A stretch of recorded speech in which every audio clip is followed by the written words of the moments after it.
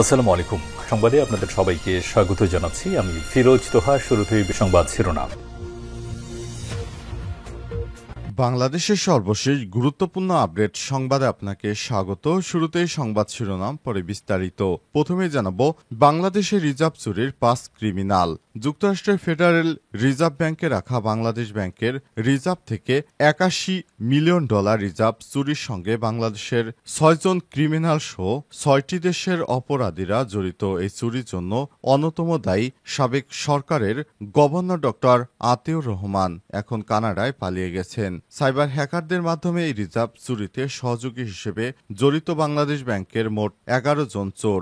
এই চক্রের মূল হোতা পদচ্যুত ডেপুটি গভর্নর কাজী সাইদুর রহমান এবং বাংলাদেশ ব্যাংক রাজশাহী অফিসের বর্তমান নির্বাহী পরিচালক মোহাম্মদ মেজবাউল হক, ভারতীয় নাগরিক নীলা ভান্নান এবং রাকেশ আস্তানা রিজার্ভ চুরির 2 মাস্টার মাইন্ড। এ বিষয়ে গুরুত্বপূর্ণ সংবাদ জানাবো, সঙ্গেই থাকুন। জানাবো, গাজায় স্কুল, হাসপাতাল এবং ক্যাফেতে ইসরায়েলি হামলা, নিহত 95।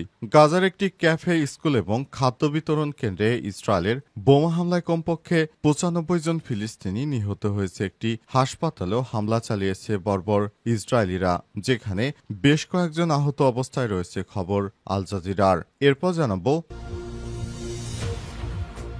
আগামী 7 জুলাই যুক্তরাষ্ট্র সফরে যাচ্ছেন নেতানিয়াহু। আগামী 7 জুলাই মার্কিন যুক্তরাষ্ট্রে সফরে যাচ্ছেন ইহুদিবাদী ইসরায়েলের প্রধানমন্ত্রী নেতানিয়াহু। আজ হোয়াইট হাউসের এক কর্মকর্তা টাইমস অফ ইসরায়েলকে এই তথ্য নিশ্চিত করেন। এদিকে ইরানের পরমাণু সমৃদ্ধকরণ কখনোই বন্ধ হবে না বললেন ইরাভানি। ইরানের পরমাণু সমৃদ্ধকরণ কখনোই বন্ধ হবে না বলে জানিয়েছে জাতিসংঘের দেশটির রাষ্ট্রদূত আমির সাইদ ইরাভানি। তিনি বলেছেন, পরমাণু অস্ত্রবিরোধ চুক্তির অধীনে শান্তিপূর্ণ জ্বালানির উদ্দেশ্যে তাদের এই প্রকল্প অনুমোদন করা হয়েছে। জানাবো, সিরিয়া থেকে মার্কিন নিষেধাজ্ঞা প্রত্যাহার। সিরিয়ার উপর থেকে বেশিরভাগ নিষেধাজ্ঞা তুলে নিয়েছে ডোনাল্ড ট্রাম্প। আজ কাতার ভিত্তিক সংবাদ মাধ্যম আল জাজিরার এক প্রতিবেদনে বিষয়টি নিশ্চিত করা হয়েছে। বাংলাদেশের রিজার্ভ চুরির 5 ক্রিমিনাল।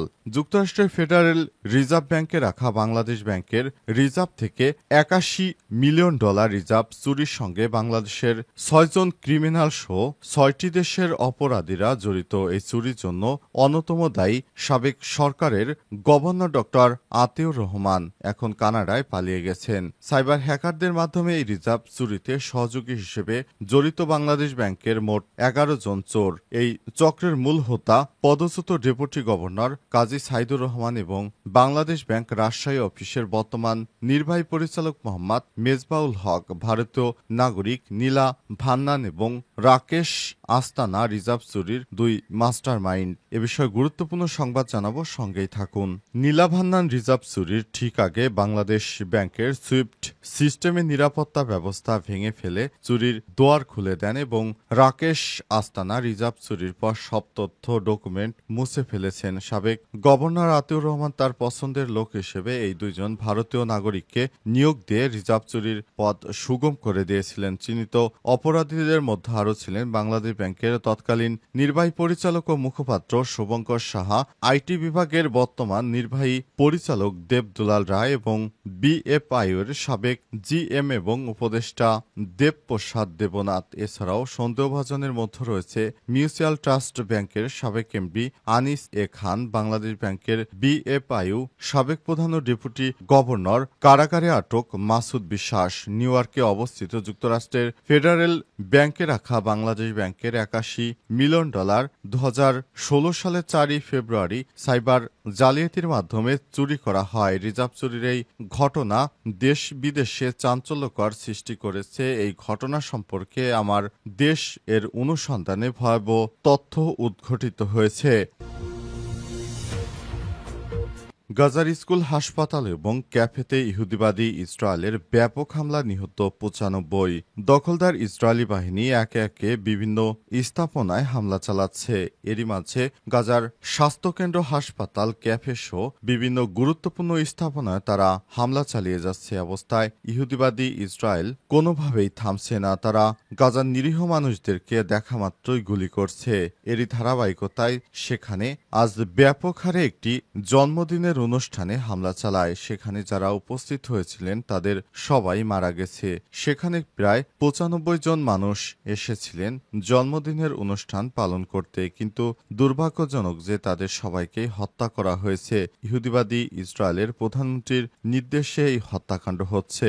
গাজায় নিরীহ ফিলিস্তিনিদেরকে একে একে হত্যা করা হচ্ছে, কিন্তু পৃথিবীর বড় বড় ইসলামিক রাষ্ট্রগুলি তারা ইহুদিবাদী ইসরায়েলের সঙ্গে আব্রাহামিক চুক্তির মাধ্যমে এক হচ্ছে, কিন্তু তারা নিরীহ ফিলিস্তিনিদের কোনো অধিকার আদায়ে কাজ করতে পারছে না। অবস্থায় ইহুদিবাদী ইসরায়েল যে ধ্বংসযজ্ঞ চালাচ্ছে সেটি পুরো বিশ্ববাসীকে ব্যথিত করেছে। ইহুদিবাদী ইসরায়েলের বর্তমান অবস্থা খুবই ধ্বংসাত্মক। তারা কোনো কিছুই মানছে না, নিরীহ ফিলিস্তিনিদের দেখামাত্র গুলি করছে। তাদের উদ্দেশ্য হচ্ছে পুরো গাজা থেকে সমস্ত মুসলিমদেরকে বিতাড়িত করে তারপর তারা চায় পুরো গ্রেট ইসরায়েল প্রতিষ্ঠা করতে এবং মধ্যপ্রাচ্যে সৌদি আরব সহ সমস্ত রাষ্ট্রগুলোর নিয়ন্ত্রণ নিতে। এ কারণে তাদের এই ধ্বংসযজ্ঞ এখনও চলছে বলে মনে করছেন বিশ্লেষকরা। আগামী ৭ই জুলাই যুক্তরাষ্ট্রে সফরে যাচ্ছে নেতানিয়াহু। আগামী ৭ই জুলাই যুক্তরাষ্ট্রে সফরে যাবেন ইসরায়েলের প্রধানমন্ত্রী বেঞ্জামিন নেতানিয়াহু। সোমবার রাতে হোয়াইট হাউসের এক কর্মকর্তা টাইমস অব ইসরায়েলকে এই তথ্য নিশ্চিত করেছে। গাজা যুদ্ধের অবসান, সেখানে প্রায় ২ বছর ধরে আটকে থাকা জিম্মিদের মুক্ত করতে ওয়াশিংটন যে প্রচেষ্টা চালাচ্ছে, এই সফর তারই অংশ। এই সফরে মার্কিন প্রেসিডেন্ট ডোনাল্ড ট্রাম্পের সঙ্গে বৈঠক করবেন নেতানিয়াহু। গাজা যুদ্ধবন্ধ এবং ওয়াশিংটনের প্রচেষ্টা এবং প্রায় ২ বছর ধরে সেখানে আটকে থাকা জিম্মিদের মুক্ত করার প্রয়াসের মধ্যে এই সফর শুরু হয়েছে। আগামী ৭ই জুলাই এই সফর হবে ট্রাম্প পুনরায় দায়িত্ব গ্রহণের পর নেতানিয়াহুর তৃতীয় ওয়াশিংটন সফর। এটি এমন এক সময় হতে যাচ্ছে যখন ইরান ইসরায়েল ১২ দিনের যুদ্ধ সংঘাতের পর যুক্তরাষ্ট্রের মধ্যস্থতায় সেই যুদ্ধ বিরতিতে সম্মত হয়েছে। তবে ইসরায়েলের প্রধানমন্ত্রী দপ্তর থেকে সফরের সময়সূচি নিয়ে আনুষ্ঠানিক ঘোষণা আসেনি। হয়তো আগামী ২-১ দিনের মধ্যে এই সফর নিয়ে ঘোষণা আসতে পারে। যুক্তরাষ্ট্রের প্রেসিডেন্টের সঙ্গে তিনি পরামর্শ করতে যান কিভাবে তিনি নতুন নতুন দেশে হামলা চালাবেন, কিভাবে নিরীহ মানুষদেরকে হত্যা করবেন। এসব কিছুই হচ্ছে এই ইহুদিবাদীদের কাজ। তারা সাধারণ মানুষকে কিভাবে হত্যা করবে, কিভাবে নিরীহ ফিলিস্তিনিদের উপর অত্যাচার করবে, সেটি হচ্ছে তাদের সব থেকে বড় সফরের মূল আলোচ্য বিষয় হয়ে থাকে। তারা নতুন নতুন ইসলামিক রাষ্ট্রগুলির সঙ্গে যুদ্ধ ঘোষণা করে দেশগুলোকে ধ্বংসের দ্বারপ্রান্তে নিয়ে এসে দাঁড়িয়েছে। ইহুদিবাদী ইসরায়েলিরা কোনোভাবে আর নিরীহ ফিলিস্তিনিদের সঙ্গে পেরে উঠছে না, তাই তারা যুদ্ধবিরতি করতে যুক্তরাষ্ট্রের শরণাপন্ন হচ্ছে। ইরানের পরমাণু সমৃদ্ধকরণ কখনোই বন্ধ হবে না বললেন ইরাভানি। ইরানের পরমাণু সমৃদ্ধকরণ কখনোই বন্ধ হবে না বলে জানিয়েছে জাতিসংঘে দেশটির রাষ্ট্রদূত আমির সাইদ ইরাভানি। তিনি বলেছেন, পরমাণু অস্ত্রবিস্তার রোধ চুক্তির অধীনে শান্তিপূর্ণ জ্বালানির উদ্দেশ্যে তাদের এই প্রকল্প অনুমোদিত। এক সাক্ষাৎকারে তিনি বলেছেন, সমৃদ্ধকরণ আমাদের অধিকার, এটি একটি অখণ্ড অধিকার এবং আমরা এই অধিকার বাস্তবায়ন করতে চাই। তিনি আরো জানান, ইরান আলোচনার জন্য প্রস্তুত, কিন্তু নিঃশর্ত আত্মসমর্পণ আলোচনার নাম নয়। এটি আমাদের প্রতি একটি নীতি চাপিয়ে দেওয়ার চেষ্টা করছে পশ্চিমারা।